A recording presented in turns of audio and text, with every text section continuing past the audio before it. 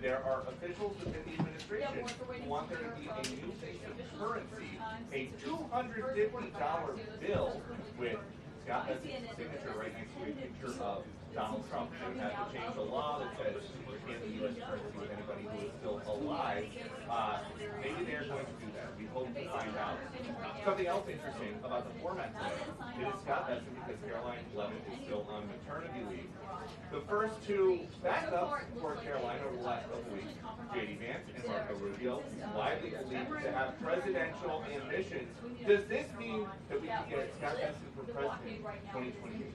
Maybe we'll find that out. The president has been in place as Iran has been dictating control over the Strait of Hormuz, not allowing people to get through there. That has created so many of the economic conditions and headwinds that the United States has been dealing with, obviously, other various countries. And basically would jumpstart a 60-day period where then they would get to the big issues here, the two issues that so far have been the main sticking points in any agreement, and that is on what to do about Iran's ambitions to make nuclear weapon and what to do with the enriched uranium. As the president has talked about it multiple times, moving it on, countries that could be involved in that. That is still a huge issue. So it remains to be seen if any of this actually comes to a full agreement. For those who've gotten close to the program, U.S. officials sound very optimistic.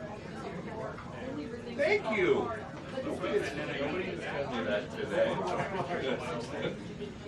I'm like 6'4" plus.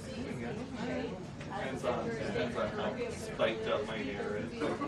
Within days. So we are waiting to hear from the Treasury Secretary Scott Bessent himself on just how real this is, how far along they believe it is, and of course what exactly it is that the president himself is mulling over, as he has not yet finalized any of this yet. And also what they've heard from Iran's leader, the supreme leader there, the key negotiators that they've been dealing with, if they've actually signed off on this, because that's been an issue the president himself has talked about before.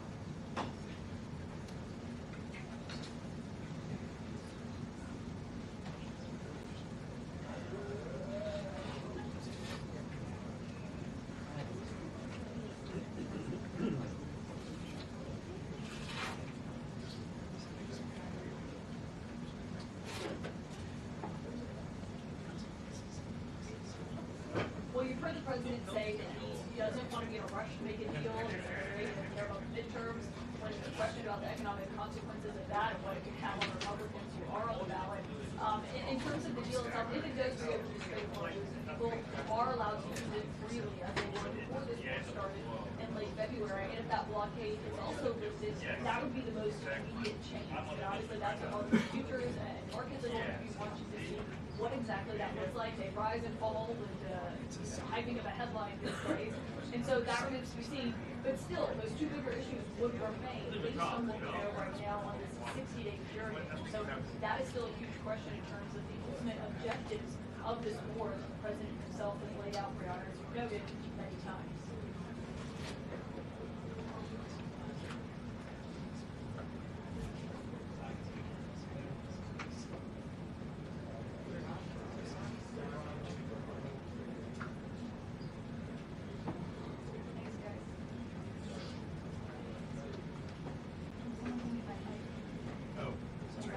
Right here.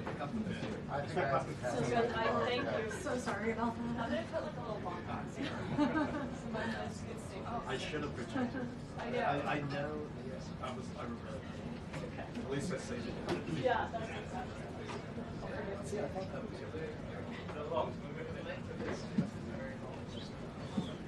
It's very important. Honestly, it is.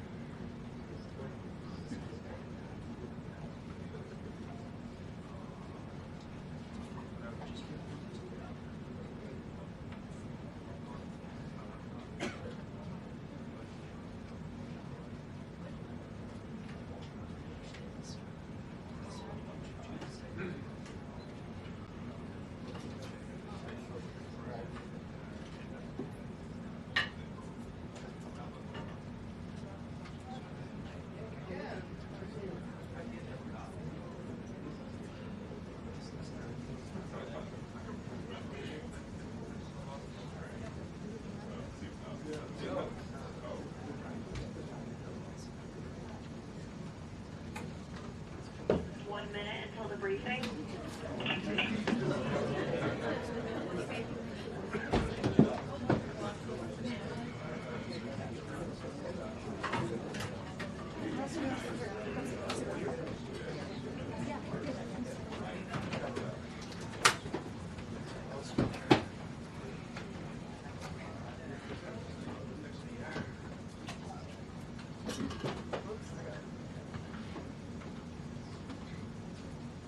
Thanks.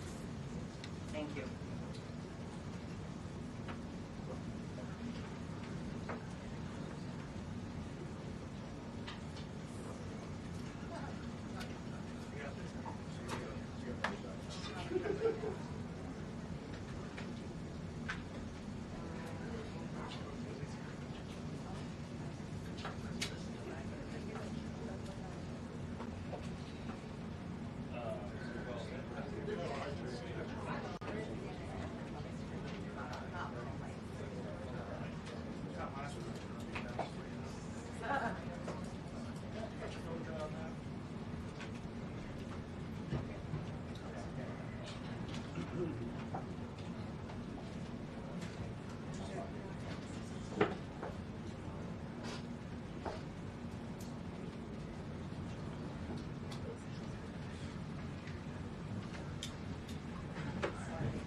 Good afternoon, everyone. Good. I'd like to say it's a pleasure to be here today. This is my warm-up for my Senate and House hearings next week, so I don't want anyone yelling, reclaim my time. So let's start out with Trump accounts. Trump accounts, I believe, are the most important benefit for young people since the GI Bill. Today, the app is now available on all major platforms, bringing the president's vision directly to American homes. Nearly 6 million American children have been signed up for Trump accounts, which will launch on July 4th. And I would encourage all of you to go to trumpaccount.gov to sign up. We had a historic tax filing season. We passed the largest tax cuts in American history. The average refund this filing season is nearly $3,300, an 11% increase from last year. And importantly, very importantly, 62 million returns, 44% claimed at least one of the president's signature tax cuts. No tax on tips, no tax on overtime, the reduced taxes on Social Security benefits. 85% of our seniors paid no taxes, and the auto deductibility on loans for American cars. And to remind everyone, Democrats, every Democrat voted against those programs. We've had sustained and resilient GDP growth. Real GDP has risen 2.6% over the past 4 quarters. Atlanta Fed's GDP now predicts 3.8% for this second quarter. The U.S. energy dominance, part of our resilience stems from our energy dominance. Natural gas is down, is my belief, and the futures market is showing us oil will be lower than pre-conflict levels. We are more resilient to energy price fluctuations due to President Trump's energy dominance and deregulatory agenda. The United States is now the world's largest energy exporter. The United States has never exported so much energy or produced so much energy. Main Street prosperity, the average 401k is up almost $30,000 since President Trump's inauguration. President Trump RX has already saved Americans over $600 million. I'm sure all of you will want to report on that. And the unemployment rate remains low at 4.3%. So with that, I'm happy to ask the questions. I will mention 3 weeks ago, I got an honorary degree from the University of South Carolina. So if you really want to get a question, you can call me Dr. Bessent. So, I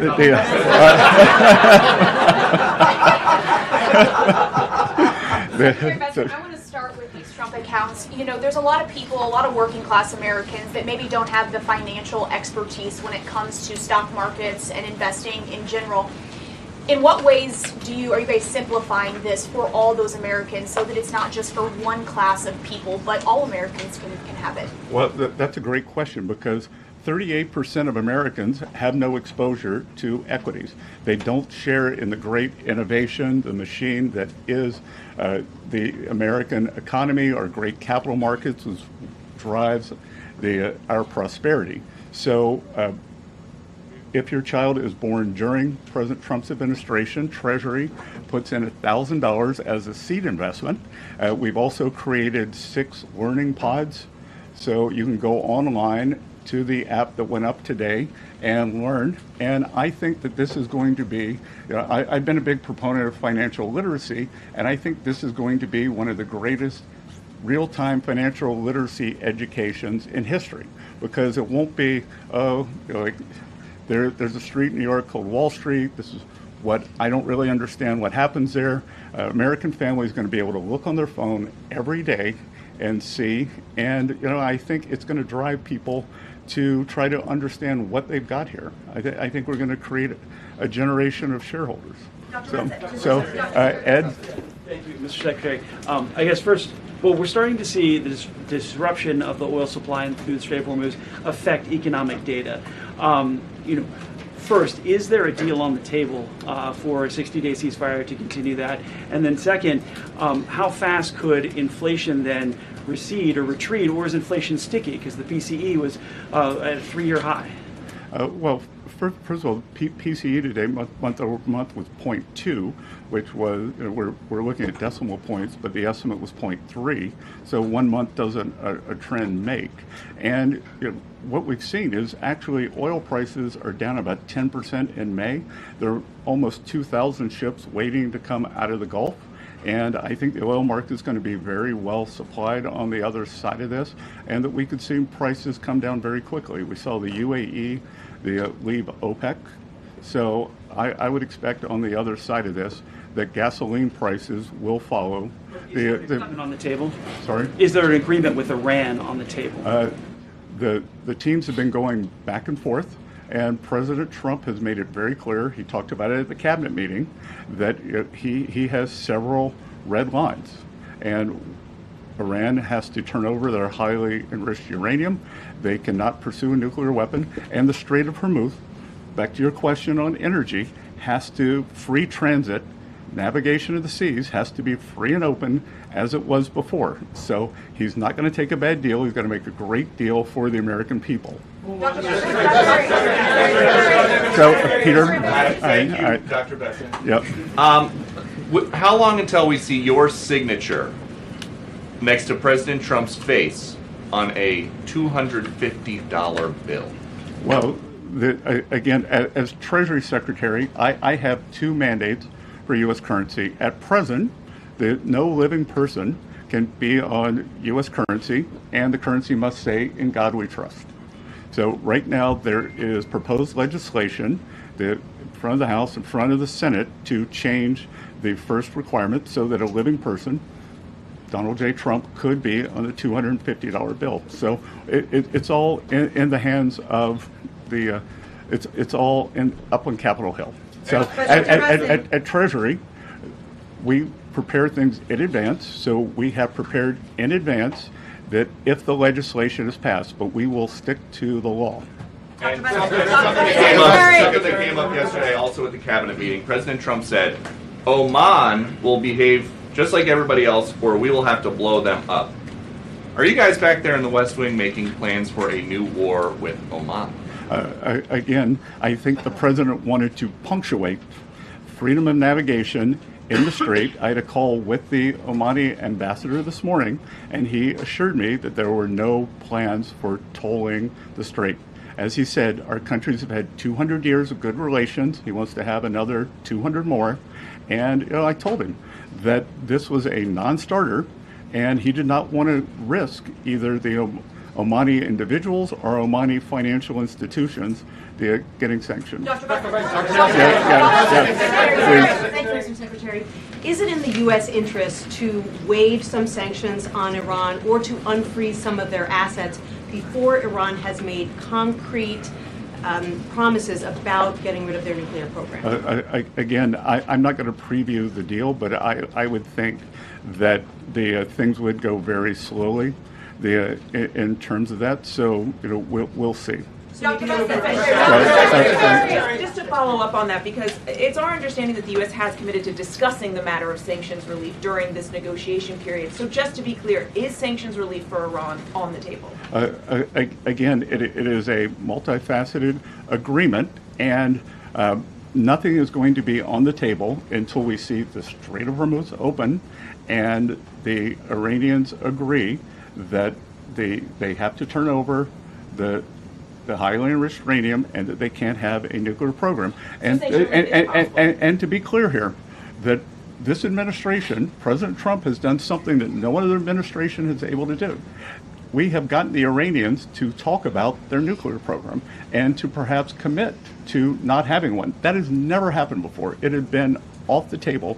So I think when you look at the results of the kinetic action of our economic pressure, it has worked to bring them to the table and have a discussion on this. Thank you, Mr. Secretary. I just want to follow up. You said that the teams have been going back and forth, but can you confirm whether or not a tentative agreement has been reached in these negotiations with Iran? Again, everything depends on what the president wants to do, and President Trump is not going to make a bad deal for the American people, for the U.S., and he was very clear at the cabinet meeting on the yesterday what he wants. Secretary Bessent, Dr. Kara from Lindell TV. I'm sorry, did I steal this question? Because I'm not that person. No, it's you. Okay, thank you so much. Thank you for taking my question, Kara from Lindell TV. I really wanted to get your thoughts on digital currency. A lot of our viewers are increasingly worried that digital currency could one day be used to track people's spending or limit personal freedom. What's your philosophy on that, and what safeguards is the Treasury and this administration putting in place to make sure new digital payment systems protect Americans' privacy and freedoms in the future? Well, so this administration has been very clear. There will be no central bank digital currency, which I think would be the first step toward tracking. So we have taken that off the table. We've passed stablecoin legislation, which is bipartisan, and the Clarity Act is now up on the Hill, and I think it has bipartisan support. And the most important thing we can do is to make digital assets come into the United States, make the U.S. the home. Our regulation, our best practices are what will ensure good standards for these. When you look at digital assets, all the nonsense that happens, all the things you read about, that's because it's the wild, wild west offshore, so we got to bring it on shore. So I would encourage the House and the Senate to get clarity done. Jack? A lot of people talking about the IRS settlement, and which has been rolled over now into this weaponization fund over at DOJ. Wanted to get your comment on the decision process, as much as you can tell, how that settlement came to be, how it was rolled over to DOJ, and then the process for those funds now as it's played out. Good. So thank you for the question. This is going to be the only question I'll take on this matter today. So there's ongoing litigation, so it'd be inappropriate for me to comment. President Trump is a great American who has endured more than 10 years of nonstop harassment and weaponization from the federal and state government actors. A bad actor at the IRS leaked more than 400,000 tax returns, including the Trump family, all the employees, and that's how we got here now. No American should be targeted for political reasons, and every citizen deserves fair treatment and full protection of the law. The Department of Justice represented Treasury and the IRS in this matter, and I'm going to have to refer any questions to Acting Attorney General Todd Blanche. So. Thanks. So President Trump has said that we can expect interest rates to come down very quickly. A number of times he did that last week. But the market at the moment probably does not expect any rate cuts this year. You know, JP Morgan said this, Morgan Stanley, and so on. So who is right, the president or the market? Well, I think, again, I believe that we will get through this challenging period now. On higher prices. On the other side of this, I've said publicly that I think we'll be back to substantial disinflation. But most importantly, I think we've got the Warsh Fed now. It's a new day at the Fed. The Treasury Secretary and the Fed Chair have lunch or breakfast every week. I had my first breakfast with Chair Warsh this morning, and I believe that he will do the right thing to balance inflation and growth. Thank you, Secretary Bessent. I hope you were calling on me. Yes. So I'd like to ask you if you could provide a little more detail on what you're doing to shut down Iran's airlines, and also on sanctions relief. A senior administration official briefed reporters over the weekend that sanctions relief will be commensurate with nuclear concessions. But at some point, if the enriched uranium is given up, should we expect pallets of cash to be flown to Iran? Could you describe how that looks? Well, a couple of things. On the airlines, one thing that we're not going to do is restrict movement for religious reasons. So Iranians who want to make the pilgrimage to Mecca or Medina will be allowed. We will also allow valid humanitarian reasons. But the other thing we can do is that when these airlines fly, they have to be refueled. They sell tickets. They pay landing fees. Anyone who accepts those, we will sanction. So they should be very clear that the state-owned Iranian airlines, they are outlaws and cannot do this. Secretary. Since you're the White House briefer today, I know you've been asked this already, but I'm wondering if you can just confirm on the record that there is a tentative deal that has been agreed for a 60-day extension of the ceasefire and then a continuation of nuclear talks. Again, it's always a mistake to get out ahead of the president, so it is all going to be the president's decision. I think that we can see that the president very clearly stated his three: the open the strait, highly enriched uranium, no nuclear program. So are those things part of the temporary deal right now, sir? Are those three aspects that you just outlined part of the temporary deal that has been agreed? That if there can be no deal without those, why would there be a deal without those? Mr. Secretary, thanks so much for taking the time. President Trump at the cabinet meeting said he thought that reducing fraud would help to balance the budget. You put out the goal of getting the deficit to 3% of GDP. What's your timeline for achieving that? And how do you think what can you say to make the markets, given where rates are, like kind of process kind of what your plan and agenda is? Well, the GAO numbers, not my numbers, believe that there's about $500 billion a year of fraud. So could we very quickly get $250 billion of that? The budget deficit is approximately $1.8 trillion. So that would reduce the deficit substantially. If we could get that $500 billion number, I think it would engender confidence. You'd probably also go into a virtuous cycle. As the budget deficit narrowed, interest rates would go down. No one reports it, but last year we actually had a fiscal contraction. Just to remind everyone, we inherited the worst budget deficit in history when we were not in a recession or not at war, 6.7%. We brought that down to about 5.5 or 5.4% this year. I think we can stay on a good trajectory. Mr. Secretary, without an executive order, does the U.S. government have adequate defenses in place to address the risk created by Anthropic's new AI models?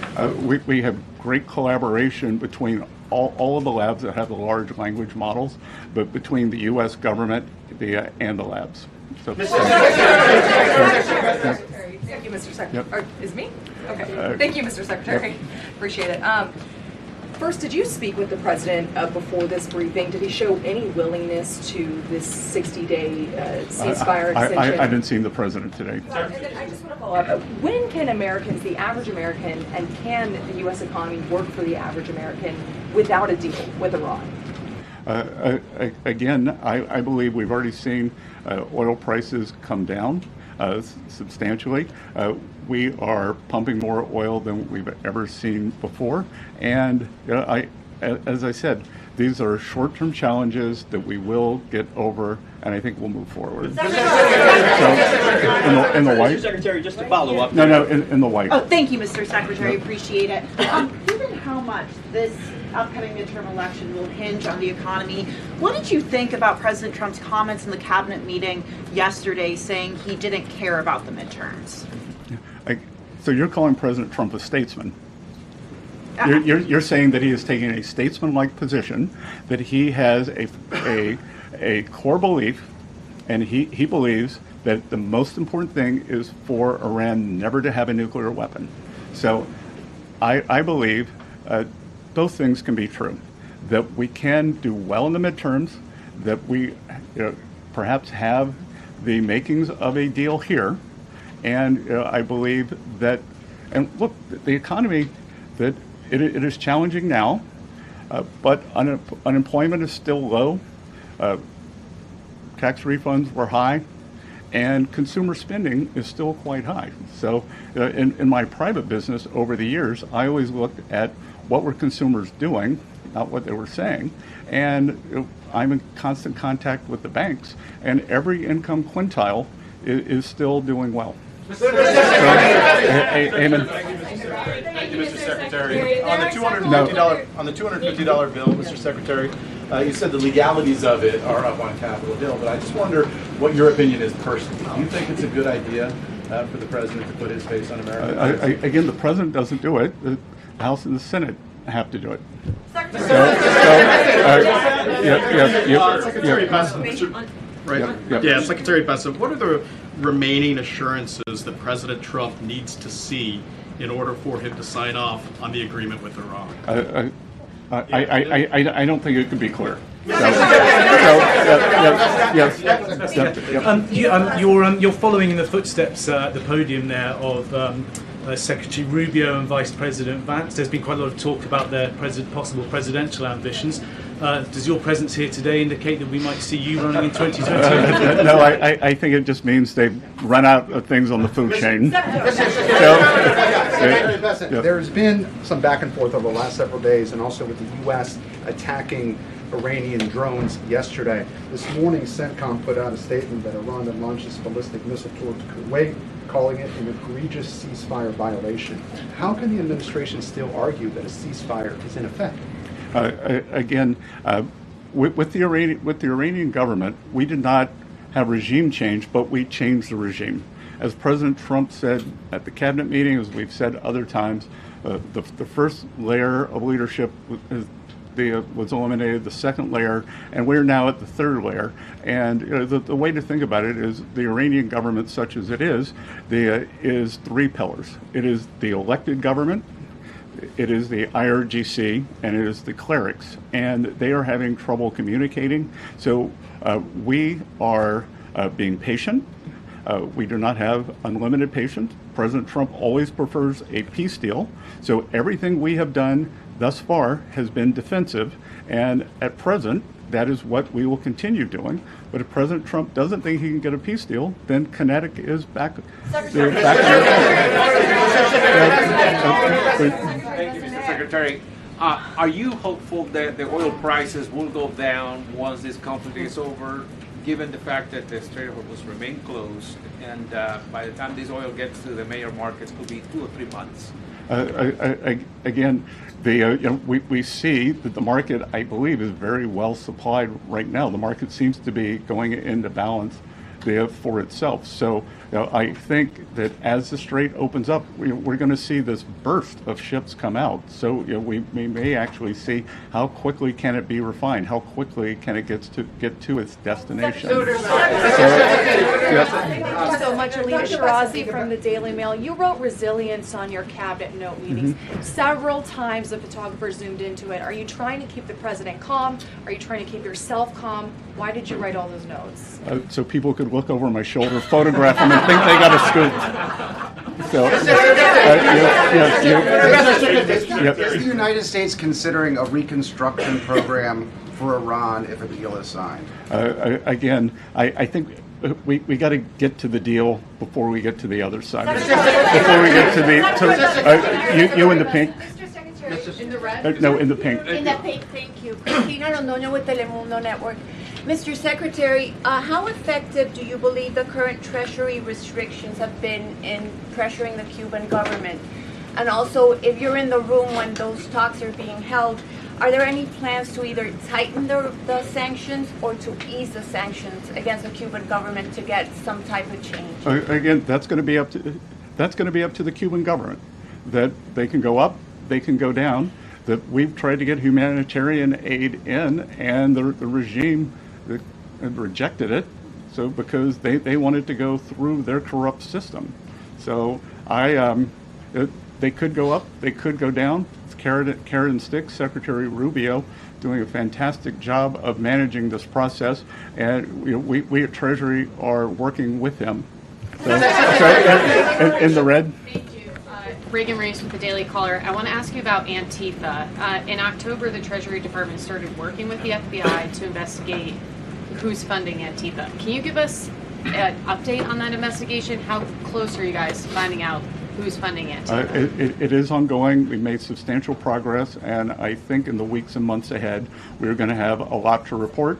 One thing that did go the underreported that I would point out to all of you is the IRS is now giving guidance on the Form 990, which nonprofits they have to file.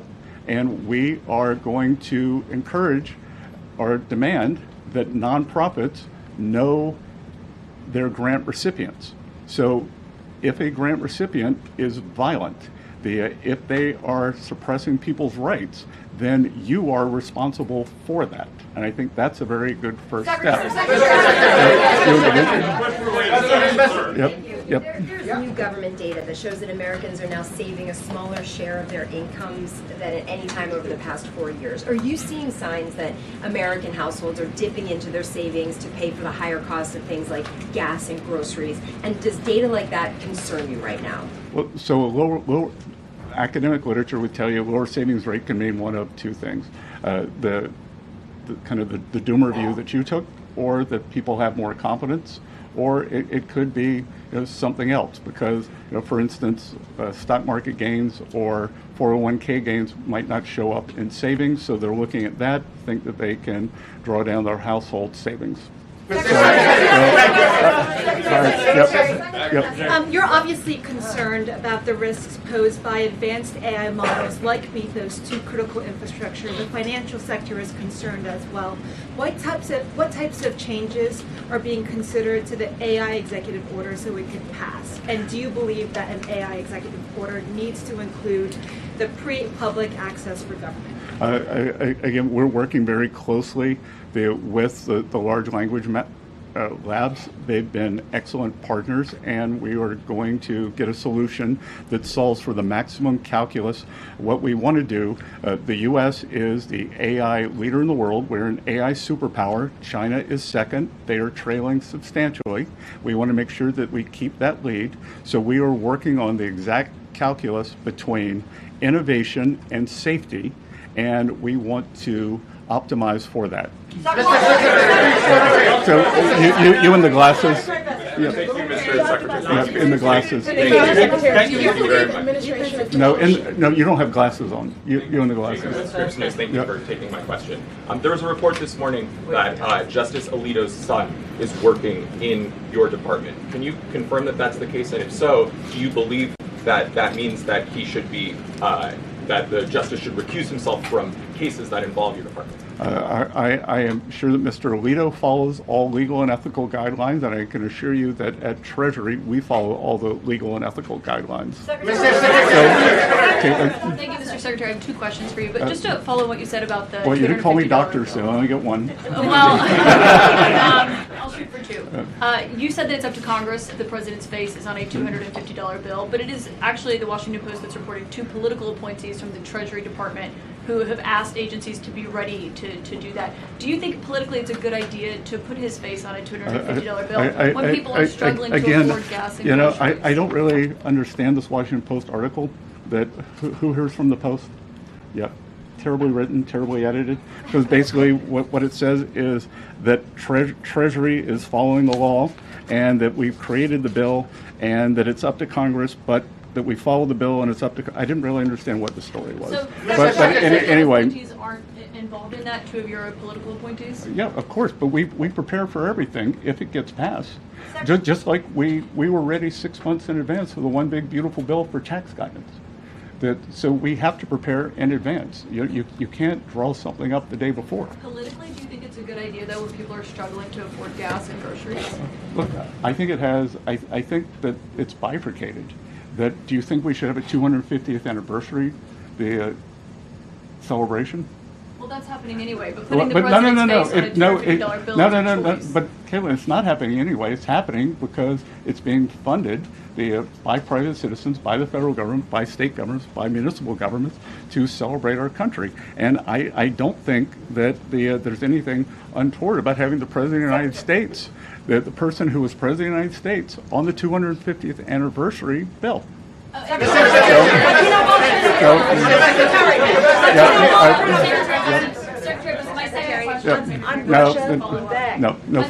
Russia sanctions, what you just commented on there, Mr. Secretary, about the $1.8 billion fund. Is it accurate that the General Counsel of the Treasury Department resigned over that? I will not be taking any other questions. I will not be taking any other questions. But you know, Wall Street over here. So, Sanctions, sir, given the scale of the assault from Russia on Kyiv in recent days and the fact that diplomacy seems to have settled down, there is no diplomatic talks happening right now between Russia, Ukraine, or the U.S. What about sanctions? Is the U.S. considering sanctions on Russia at this time? Well, the U.S., this administration has put the hardest sanctions on Russia of any country. So let's review how the sanctions regime has gone since the Russian action on Ukraine. Biden administration put on what I would call mild sanctions because they were worried about gasoline prices going up into an election. It would be an unstatesmanlike sanctions. Probably the worst national security advisor in the history of the country, Jake Sullivan, in an act of bravery on his way out the door in January, raised the sanction level on behalf of the Trump administration. We let those in situ when we took office. Fast forward to October, and President Trump instructed me to sanction the two largest Russian oil companies, Lukoil and Rosneft, which we did. No other government has done that. So no one has done more sanctions than the Trump administration on Russian oil.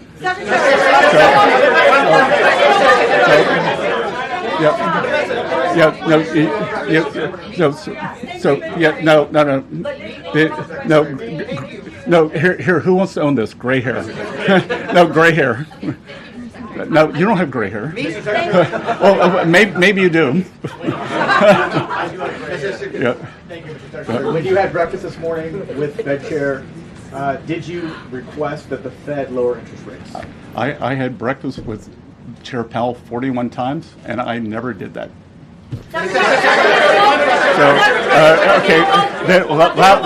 Last question. Thanks, sir. Governor Gavin Newsom has floated this idea of a 100% state tax on Californians who would receive money from President Trump's anti-weaponization fund. Your response to the governor's call for 100%? There's no cure for stupid. Okay. Thank you all.